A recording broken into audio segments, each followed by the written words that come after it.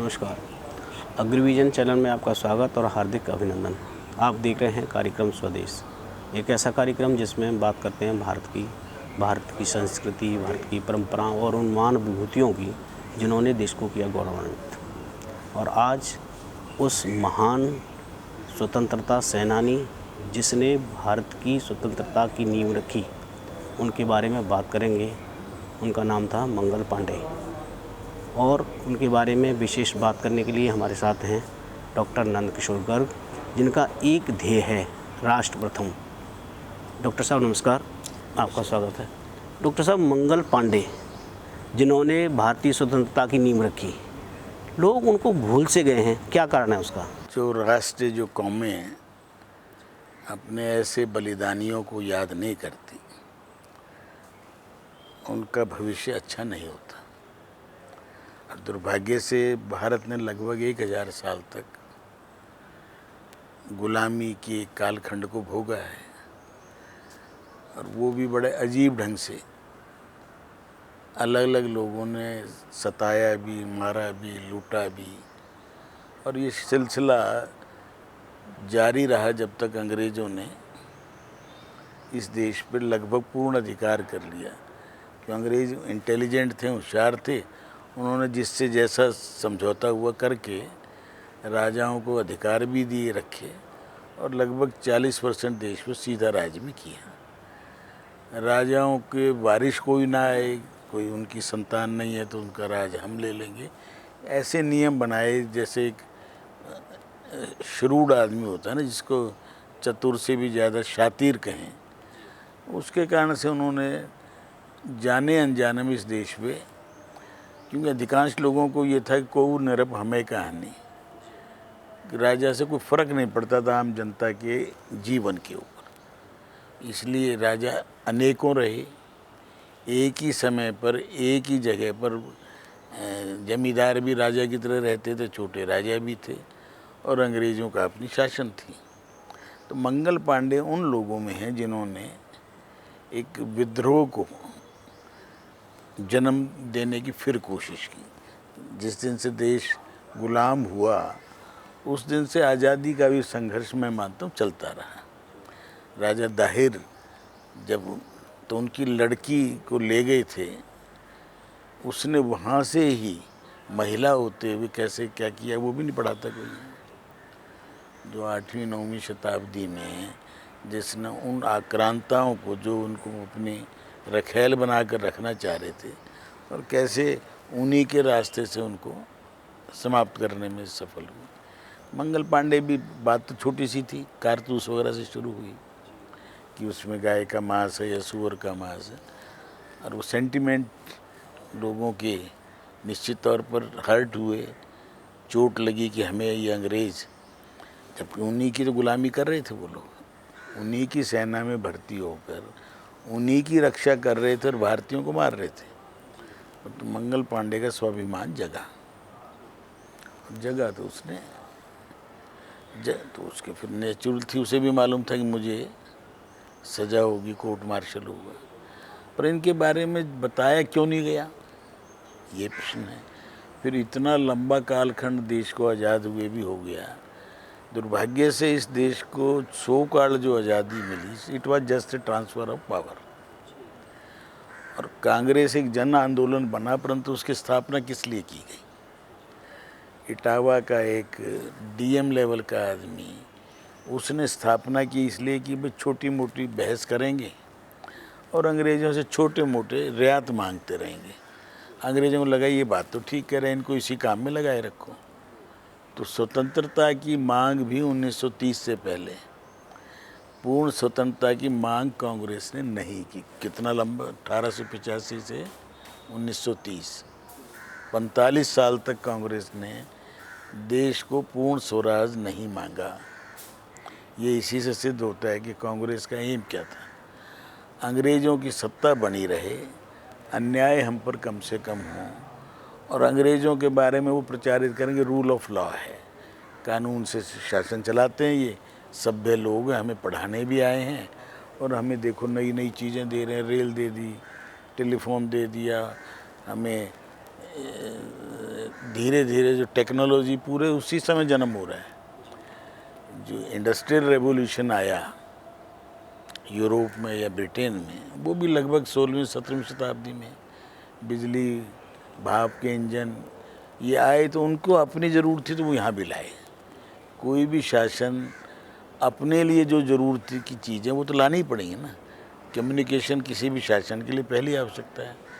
अगर 1857 का उनका कम्युनिकेशन फास्ट ना होता तो हम उसी टाइम आज़ाद हो गए थे कि उन्होंने तुरंत अपने कैंटों में सब जगह सूचना भिजवा दी और कुचलने के लिए आदेश हो गया, कुचल दिया।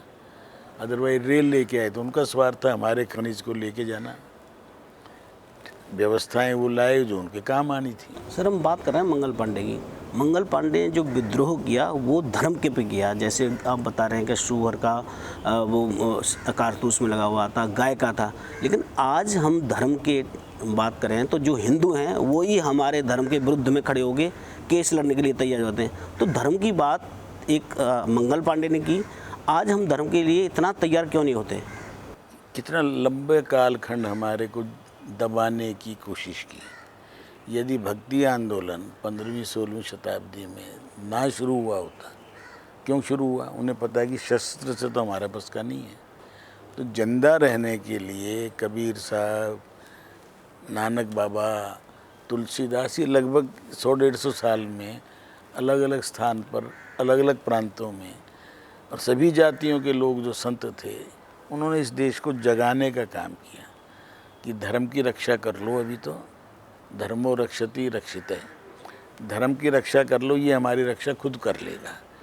ये भावना लेके धीरे धीरे उन्होंने छोटे स्तर पर, अपने अपने स्तर पर काम किया, ताकि धर्म जिंदा रह गया तो देश आज़ाद हो गया। आज 75 साल के बाद या 2014 के बाद धर्म के प्रति जो घृणा थी या धर्म को मानने वाले को छोटा समझते थे, और सेकुलर होना एक गर्व की बात है। और सेकुलर अनडिफाइंड टर्म, पूरे विश्व में सेकुलरिज्म की कोई परिभाषा बड़े से बड़ा विद्वान नहीं दे पाया। अमेरिका के अंदर जब शपथ लेता है तो कैथोलिक धर्म की शपथ लेनी पड़ती है किसी भी व्यक्ति को। इंग्लैंड के अंदर राजा के धर्म है। 56 मुस्लिम कंट्री उन सब धर्म पे आधारित हैं।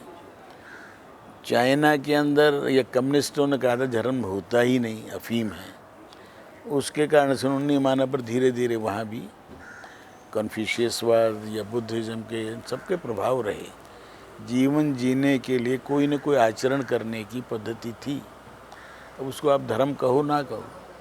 भारत के अंदर नेहरू जी ने एक ऐसा वो लाए कि जैसे हिंदू कहना ही पाप है, हिंदू का मतलब छोटी सोच। उसके कारण से हम प्रभावित रहे। अब वो जैसे जैसे प्रभाव हटा, सेकुलरिज्म शब्द तो पहली बार इमरजेंसी में डाला है, पर लोगों को लगा है होता क्या, ये आज तक नहीं बता रहे। ना हमें कोई समाजवाद बता रहे, गरीबी हटाएंगे, गरीबी हटाएंगे, हटाने के बजाय बढ़ा रहे हैं। आज पहली बार आंकड़ों से तो ये तो हो गया कि 20 करोड़ लोगों की गरीबी हट गई या उसके ऊपर आ गया। कि गरीबी किसको मानते? जिसको रोटी कपड़ा मकान ना मिले। अगर आज 7-8 करोड़ लोगों को घर मिल गए, घर के अंदर शौचालय मिल गया, पानी मिल गया, बिजली मिल गई, कपड़ा खाने को मिल रहा है, तो वो धीरे धीरे ऊपर उठ रहा है। और उतना ही जागरण होता है यार। अब ये कांवड़ यात्रा शुरू हो जाएगी कलवल से। लाखों नौजवान जिनको समझ नहीं है, बेशक इतना पता है कि गंगा जल पवित्र होता है, उसको वहाँ से लेके आएंगे, 10 दिन 15 दिन 20 दिन तपस्वी जीवन जिएंगे और अपने जल को अपने लोकल शिव मंदिर में चढ़ा देंगे। तो जागरण हो गया। बेशक समझ कम आ रही है, समझ भी आ जाएगी। आज जिस हिसाब से पूरे देश में धर्म के प्रति जिज्ञासा पैदा हो गई है, जानना चाह रहे हैं, इसीलिए बाबा धीरेन्द्र जैसे लोग कितने कामयाब हो गए छोटी सी उम्र में, और कितने बड़ी बड़ी बातें या ऊंची बातें कर पा रहे, क्योंकि एक्सेप्टेबिलिटी आ गई, लोगों की इच्छा आ गई। यार कुछ तो कह रहा है ये नौजवान होके भी इतनी बातें कर रहा है, तो कुछ दम है। अब दम नज़र आ रहा, तो उसके पीछे आ गया। ये विवेकानंद का क्या हुआ था? पहला जागरण किया था स्वामी विवेकानंद। वो भी जाके जब अमेरिका में उन्होंने भाषण दिया और वो लोग प्रभावित हो गए तो हम प्रभावित हुए, नहीं तो उसको मानते ही नहीं थे। और विवेकानंद एक ऐसा संत हुआ जिसने रूढ़ियों को तोड़ा। ब्राह्मण के अलावा भी संत हो सकता है, इस बात को ढंग से प्रतिपादित कर दिया वर्ण। मांसाहारी रहा और आज वो सनातनी बनना चाहिए, कोई रोक नहीं। चिलम सुल्फा पीने वाले को भी उसने कहा कोई बुरे नहीं है, मैं इनको भी अपनाऊंगा। उनके साथ बैठ के पी भी।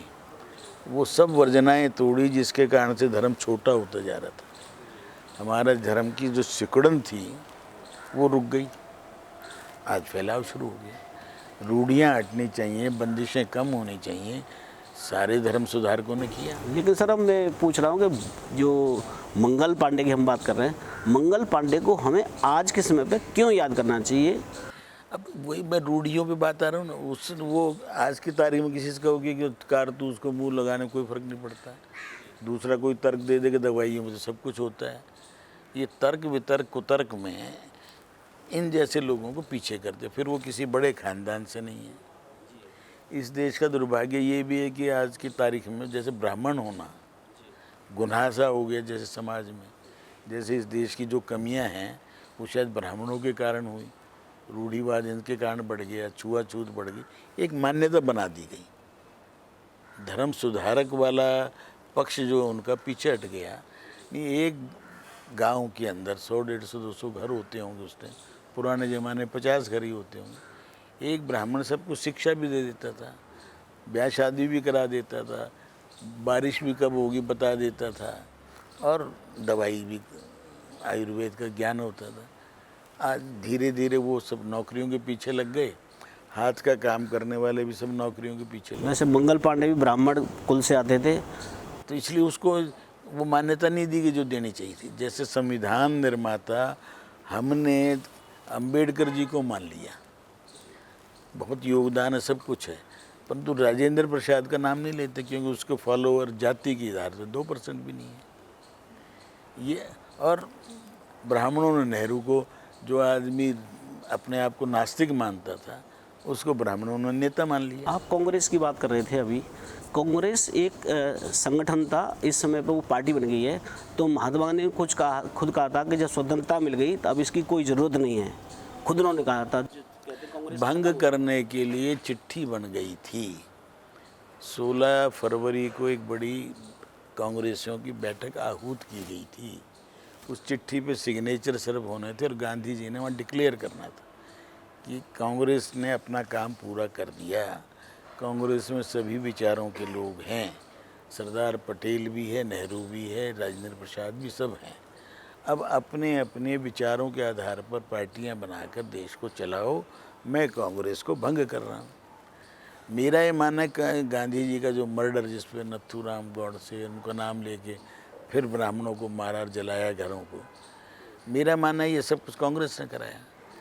कि वो भंग ना कर दें, गांधी जी कांग्रेस को भंग ना कर दें, भंग कर दें तो सबकी पोल खुल जानी थी, इसलिए उनकी हत्या हुई। हत्या के लिए सुरक्षा भी सरदार पटेल ने कोशिश की, प्लेन क्लोथ में भी सिपाही भेजे, पर गांधी जी की अपनी कुछ मान्यताएं थी, मैं सुरक्षा में नहीं रहूँगा। इसलिए इतिहास है, इतिहास को विश्लेषण होगा, नए ढंग से होगा। और जो देश के लिए जिन्होंने कुर्बानियाँ दी पिछले 75वें साल में, मोदी जी ने उन सब भूले बिसरे उन लोगों को, मंगल पांडे जैसे लोगों को, उनकी सारों की फिर से जीवनियाँ लिखी गई हैं। महिलाएं बहुत हैं उसमें, हर धर्म जाति के मानने वाले लोग हैं, उन सबको उभारा जा रहा है। और धीरे धीरे अब नई राष्ट्रीय शिक्षा नीति के माध्यम से सबका आम जनता तक पहुँचे, उसका एक ही माध्यम है, स्कूल के बच्चे। वो एज ऐसी है कि उसको आप एक एक्सपोजर करा दो उनसे। डिटेल पढ़ना है तो वो अपने आप पढ़ता रहेगा। डिटेल, इतना बड़ा देश जिसका हज़ारों साल का इतिहास हो, उसको आप कुछ कागज़ों में, पन्नों में लिख के नहीं पढ़ा सकते। उसकी जिज्ञासा पैदा हो जाए, जिसको जो रुचि हो फिर पढ़ेगा, आगे बढ़ेगा। मंगल पांडे को मैं अपने श्रद्धा सुमन अर्पित करता हूँ, और ऐसे लोगों के कारण आज हम स्वतंत्र हैं। और इस स्वतंत्रता को बनाए रखने के लिए हमें सभी ऐसे शहीदों को नमन करना चाहिए, उनसे प्रेरणा लेनी चाहिए। धन्यवाद सर। इतिहास को याद करना चाहिए। इतिहास में जो हमारे स्वतंत्रता सेनानी है जिन्होंने देश को दिया, उनके आचरणों पर हमें चलना चाहिए। इसके साथ ही हमें दीजिए अनुमति। नमस्कार।